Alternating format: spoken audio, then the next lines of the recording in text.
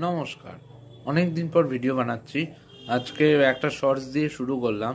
সেটা হলো আজকে হঠাৎ করে পশ্চিমবাংলার পাঁচালী বলে একটা নাকি কি একটা পুঁথি না কি বই প্রকাশ করেছে, যে একটা গান বেরিয়েছে সেটার বিষয়ে বই পুঁথি প্রকাশ করেছে এবং অনেকগুলো ধরনের প্যারামিটার্স উনি দাঁড় করিয়েছেন, যেখানে উনি দেখা যাচ্ছে যে উনি এত এত উন্নয়ন করেছেন।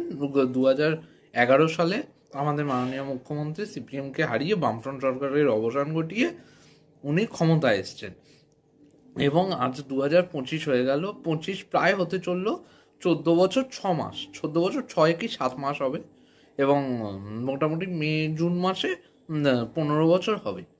এইবারে দেখা যাচ্ছে যে উনি যে এতগুলো কথা বললেন, যে এত উন্নয়ন করেছেন, এই করেছেন, উনি তার মাঝখানে একটা ভুল করে একটা লাইন বলে ফেলেছিলেন যে আমরা 1,72,000 জন মানুষকে আমরা দারিদ্র সীমার নিচে নিয়ে গেছি।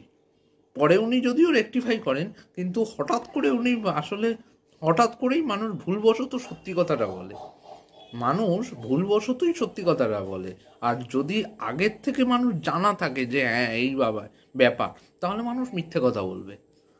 ভুলবশতই মানুষ সত্যি কথা বলে। দেখবেন অনেক সময় মানুষ ভুলবশত অনেক কিছু মানে গোপন সত্য বেরিয়ে যায়। এরকম সত্য যে হ্যাঁ 1,72,000 মানুষকে উনি দারিদ্র সীমার নিচে নিয়ে গেছেন একদম। মানে 1,72,000 না 1,72,00,000 এরকম একটা, বা 1,72,000, আমার যতদূর সামথিং আমার মনে পড়ছে ওটা 1,72,000 মানুষকে উনি দারিদ্র সীমার নিচে নিয়ে গেছে। তার মানে পশ্চিমবাংলার কি হাল। এইবারে উনি বলছেন এতগুলো প্রকল্প এত কিছু। এবারে যুবশ্রী প্রকল্প বলে একটা প্রকল্প আছে, যেই প্রকল্পটায় আজ পর্যন্ত আমি আবেদন করেছি, অনেক দিন ধরে আবেদন করেছি, কিন্তু আজ পর্যন্ত আমি যুবশ্রী প্রকল্পের টাকা পাইনি। এবং আমি গেছিলাম, কত দৌড়ঝাঁপ করেছি, এবং ওখানে টিচাররা বলে দিচ্ছে যে তুমি টাকা পাবে না। সত্যি কথা বলছে, যতক্ষণ না লক্ষ্মীর ভাণ্ডারের মতো নারায়ণ ভাণ্ডার বা গণেশ ভাণ্ডার করছো, তুমি টাকা পাবে না।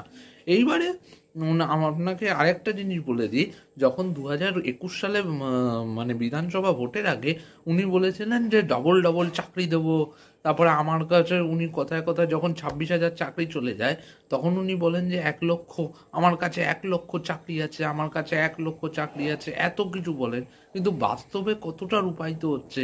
এবং বেকার যারা শিক্ষিত, যারা শিক্ষিত বেকার, তাদের কর্মসংস্থান বা তাদের কর্মসংস্থানের জন্য উনি কি ভাবছেন? এবং বেকারদের কাছে একটা অভিশপ্ত একটা সরকার হয়ে দাঁড়িয়ে